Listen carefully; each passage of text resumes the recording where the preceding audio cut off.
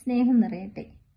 മാനസികമായി നമ്മളെ തളർത്തുകയും ഉപദ്രവിക്കുകയും ചെയ്യുന്നവരെ നേരിടേണ്ടത് എങ്ങനെ എന്നുള്ള വിഷയവുമായി ബന്ധപ്പെട്ടാണ് ഇന്നത്തെ നമ്മുടെ ചർച്ച. ഈ വിഷയത്തിൽ ഏറ്റവും പ്രധാനം നമ്മുടെ മനസ്സമാധാനം കാത്തു സൂക്ഷിക്കുക എന്നുള്ളതാണ്.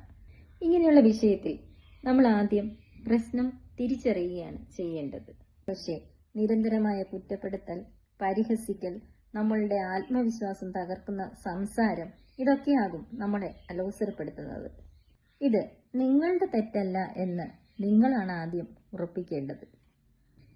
മറ്റുള്ളവരുമായി വ്യക്തമായ അതിരുകൾ വയ്ക്കുക. എന്നോട് ഇങ്ങനെ സംസാരിക്കരുതെന്ന് നേരിട്ട് തന്നെ പറയുക. ഒരു തവണ മുന്നറിയിപ്പ് നൽകിയിട്ടും തുടർന്നാൽ ആ സംഭാഷണത്തിൽ നിന്നും വിട്ടുനിൽക്കുക. അതിരുകൾ പാലിക്കാത്തവരോട് അകന്നു നിൽക്കുവാൻ നിങ്ങൾക്ക് അവകാശമുണ്ട്. നിങ്ങളുടെ പ്രതികരണത്തെ നിയന്ത്രിക്കുക. അവർ ആഗ്രഹിക്കുന്നത് നിങ്ങൾ വൈകാരികമായി തകരുന്നത് കാണാനാണ്. ശാന്തമായി ഈ വിഷയം ഞാനിപ്പോൾ ചർച്ച ചെയ്യുന്നില്ല എന്ന് പറയുക. വാദപ്രതിവാദത്തിന് പോകാതിരിക്കുന്നതാണ് ബുദ്ധി. ചില ബന്ധങ്ങളെ പരിമിതപ്പെടുത്തുക, അല്ലെങ്കിൽ അവസാനിപ്പിക്കുക. ജോലിസ്ഥലത്തോ കുടുംബത്തിലോ ആണെങ്കിൽ ആവശ്യത്തിന് മാത്രം ഇടപെടൽ വയ്ക്കുക. സാധിക്കുമെങ്കിൽ അത്തരം ബന്ധങ്ങളിൽ നിന്ന് പൂർണ്ണമായും ഒഴിഞ്ഞു മാറുക. തെളിവുകൾ സൂക്ഷിക്കുക. ജോലിസ്ഥലത്തോ മറ്റോ ആണോ പ്രശ്നമെങ്കിൽ സന്ദേശങ്ങൾ, ഇമെയിലുകൾ, സംഭവങ്ങൾ എന്നിവ തീയതി സഹിതം വ്യക്തമായിട്ട് എഴുതി വയ്ക്കുക.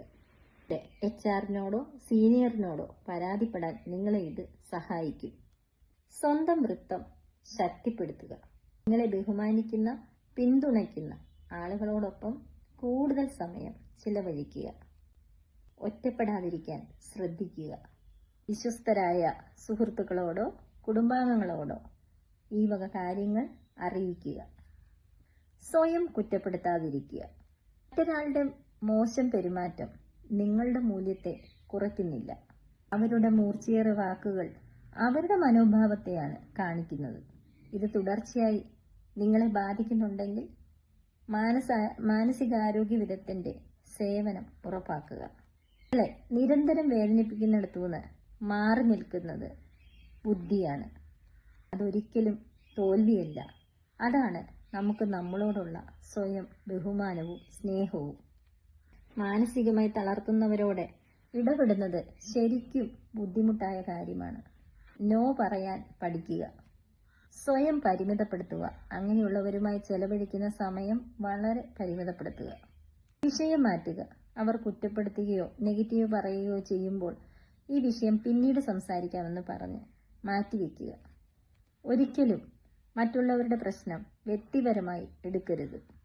മിക്കപ്പോഴും അവരുടെ പ്രശ്നമാണ് നമ്മളിൽ തീർക്കുന്നത്. അത് അവരുടെ മാനസികാവസ്ഥയാണ്, നമ്മുടെ കുഴപ്പമല്ല എന്ന് എടുക്കണം. സ്വയം സംരക്ഷിക്കുവാൻ പഠിക്കുക. എനർജി നിറയ്ക്കുക. നെഗറ്റീവായിട്ടുള്ള ആൾക്കാരുമായി സംസാരിച്ചതിന് ശേഷം നല്ല പാട്ട് കേൾക്കുക, നടക്കാൻ പോവുക, ഇഷ്ടമുള്ളതൊക്കെ ചെയ്യുക. പെട്ട എനർജിയെ തിരിച്ചു പിടിക്കുക. സ്വന്തം മനസ്സമാധാനമാണ് വലുത്. സ്നേഹം നിറയട്ടെ.